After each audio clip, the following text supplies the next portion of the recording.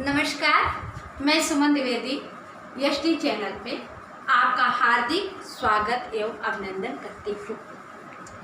कल की कक्षा में हम लोगों ने संधि पे चर्चा किया था। उसमें हम लोगों ने जाना कि दो वर्णों के मेल से होने वाले विकार को संधि कहते हैं। और हमने यह भी जाना कल की चर्चा में कि संधि तीन प्रकार के होते हैं। वर्णों के आधार पे संधि के तीन भेद हैं। पहला स्वर संधि, दूसरा व्यंजन संधि और तीसरा विसर्ग संधि। आज मैं पुनः आपके सम्मुख उपस्थित हूँ और आज की चर्चा का विषय है स्वर संधि। इस वीडियो में हम जानेंगे कि स्वर संधि किसे कहते हैं, स्वर संधि कितने प्रकार के होती हैं, स्वर संधि में जो अलग अलग प्रकार हैं उसके क्या क्या नियम हैं, किस प्रकार हम नियमों के अनुसार संधि का विच्छेद कर सकते हैं, किस प्रकार से हम उसका मतलब संधि का विच्छेद करेंगे और किस प्रकार से हम संधि विच्छेद को संधि में कन्वर्ट करेंगे। तो इन सारी चीज़ों को जानने के लिए आइए स्टार्ट करते हैं कि स्वर संधि क्या है। अब हम चर्चा कर रहे हैं स्वर संधि। दो स्वरों के मेल से उत्पन्न विकार अथवा रूप परिवर्तन को स्वर संधि कहते हैं। स्वर संधि क्योंकि नाम से स्पष्ट है, स्वर जो आपको कल की कक्षा में बताया गया था कि दो वर्णों के मेल से उत्पन्न होने वाले विकार को हम संधि कहते हैं। और वर्ण में 11 स्वर हैं, तो वही है कि जो ऊपर के 11 स्वर हैं, यानी इसमें दो स्वरों, स्वर संधि में ध्यान दीजिए कि दो स्वरों के मेल से उत्पन्न विकार अथवा रूप परिवर्तन को हम स्वर संधि कहते हैं।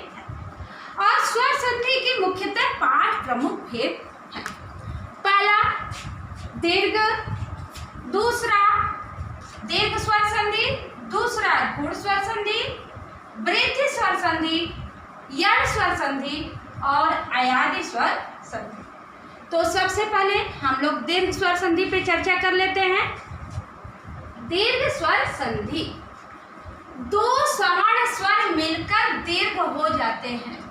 दीर्घ संधि ये ध्यान दीजिए कि दो सवर्ण स्वर मिलकर क्या हो जाते हैं, दीर्घ हो जाते हैं। यदि अ आ, अब देखिए यदि अ आ ये क्या है, सवर्ण स्वर है। ई ये क्या है, सवर्ण स्वर है। उ क्या है, सवर्ण स्वर। और री के बाद वे ही ह्रस्व या दीर्घ स्वर आए तो दोनों मिलकर क्रमशः आ यानी हमेशा दीर्घ होंगे। आ, बड़ी ई, बड़ा ऊ और री हो जाते हैं। अर्थात जब दो स्वरी स्वर पास पास आते हैं, इस प्रकार से जब दो स्वरी स्वर पास पास आते हैं तो दोनों मिलकर क्या हो जाते हैं, दीर्घ हो जाते हैं।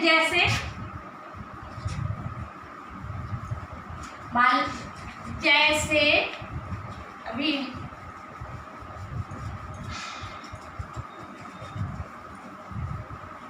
हाँ, अब आपने देखा ना कि दो सवर्णी स्वर जब पास पास आते हैं तो मिलकर दीर्घ हो जाते हैं। अब सवर्णी स्वर जैसे मान लीजिए दीर्घ, दीर्घ स्वर संधि है। अब सवर्णी स्वर क्या है, अ प्लस अ, यहाँ पे क्या हुआ, अ प्लस अ बराबर क्या होगा, आ। क्यों, ये है अ। अभी आपने देखा कि दो सवर्णी स्वर मिलकर क्या हो जाएंगे, दीर्घ आ। जैसे यहाँ पे अन, अन प्लस अभाव, अन अभाव न है, ये है ना। तो यहाँ पे क्या है अ और यहाँ पे क्या है अ, और दोनों दोनों मिलके क्या हो गया आ। यह है न को ऐसे ही लिखते हैं न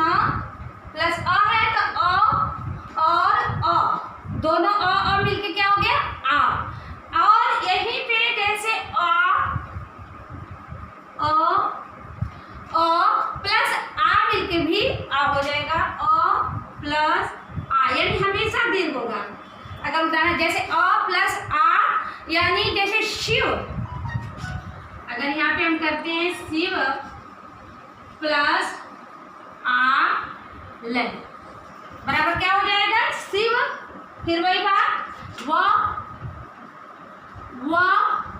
है, तो शिव यानी यहाँ पे क्या है, अ है, और यहाँ पे क्या है, आ, लेकिन दोनों जब हम मिला रहे हैं तो यहाँ पे क्या हो जाएगा, शिवालय, यानी ये दीर्घ हो जाएगा। इसी तरह अगर हम उदाहरण स्वरूप और लेते हैं,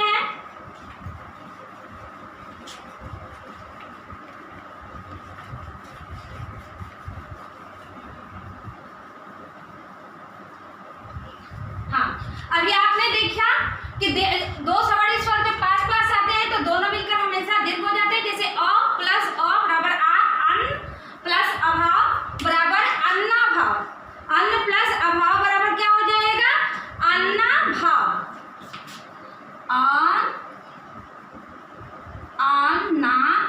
अन्नाभाव, यानी दीर्घ हो जाएंगे। ऐसे ही अ प्लस आ वो भी मिलके आपका क्या हो जाएगा, दीर्घ हो जाएगा। जैसे शिव अ व, ऐसे आ है, व्यंजन में अ लगा हुआ है, ऐसे ही शिव प्लस आलय बराबर क्या हो जाएगा, शिवालय। ऐसे आ प्लस अ बराबर भी आ हो जाएगा। जैसे हम यहाँ पे अगर लेते हैं आ प्लस अ बराबर क्या हो जाएगा, आ। इसके उदाहरण के लिए अगर हम यहाँ पे समझेंगे तो जैसे विद्या, विद्या, अब यहाँ पे क्या है, आ, विद्या, यहाँ पे क्या है, आ है, आ का आ है, और यहाँ पे अ, अर्थी। अब यहाँ पे तो आ है और यहाँ पे अ है, और दोनों मिलके क्या हो जाएगा, आ का प्रयोग हो जाएगा, तो यहाँ पे ये क्या हो जाएगा, विद्यार्थी। इसी तरह से हम लोग आगे बढ़ेंगे, विद्यार्थी। ऐसे ही आपका है आ प्लस आ, दोनों भी मिलके आ ही हो जाएंगे। जैसे आ प्लस आ, यहाँ पे आपने देखा आ प्लस अ है, अब आ प्लस आ भी मिलके हमेशा आ होंगे। जैसे विद्यालय, विद्यालय, विद्यालय में क्या है, यहाँ पे वही चीज है, आ है, विद्या प्लस आ लय, यानी बराबर विद्यालय। इसमें हमेशा सवर्णी स्वर जब भी पास आएंगे तो हमेशा दीर्घ होंगे। ऐसे ही यही सिस्टम आपका छोटी ई बड़ी ई मिलके भी ई हो जाएगा, बड़ी ई छोटी ई मिलके भी ई हो जाएगा। जैसे हम अगर यहाँ पे कर रहे हैं, ई पे अगर हम कर रहे हैं तो यहाँ पे जैसे ई प्लस ई, दोनों मिलके क्या होंगे, बड़े, यानी सवर्णी स्वर जब भी आएंगे तो वो हमेशा दीर्घ ही होंगे। जैसे गिरी, गिरी यानी पर्वत, यहाँ पे हम अगर कर रहे हैं गिरी प्लस इंद्र, इंद्र, गिरी प्लस इंद्र अगर हम करते हैं तो भी क्या हो जाएगा, गिरिंद्र, ये हमेशा बड़ा होगा। गिरी प्लस इंद्र बराबर गिरिंद्र, गिरिंद्र। तो इस प्रकार से हम लोग समझे कि दीर्घ स्वर संधि में जब भी दो स्वर सवर्णी स्वर पास पास आएंगे तो हमेशा मिलकर दीर्घ हो जाएंगे।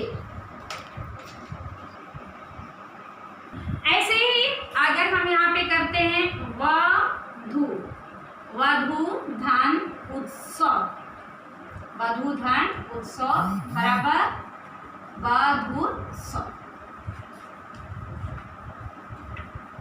वधूत्सव। ऐसे ही पितृ धन ऋण बराबर पितृण, बराबर प्रकार से हम लोगों ने देखा कि स्वर संधि के मुख्यतः 5 प्रमुख भेद हैं। दीर्घ स्वर संधि, गुण स्वर संधि, वृद्धि स्वर संधि, यण स्वर संधि और आयाति स्वर संधि। तो आज हम लोग दीर्घ स्वर संधि पे चर्चा किए हैं। और अगर आप लोगों को ये वीडियो पसंद आया हो तो आप लोग अधिक से अधिक लाइक करिएगा, शेयर करिएगा और सब्सक्राइब करिएगा, ताकि हमारा उत्साह और अधिक बढ़े और हम आपको और विषय से संबंधित, हिंदी और संस्कृत से संबंधित अधिक से अधिक वीडियो बना के आप लोगों के सम्मुख प्रस्तुत करें। नमस्कार।